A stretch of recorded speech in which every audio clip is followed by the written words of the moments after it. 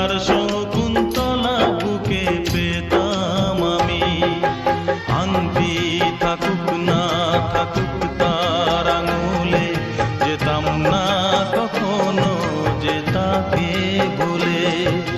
দুষ্মন্ত রাজা যদি হতাম আমি, শকুন্তলাকে চিনে নিতাম আমি।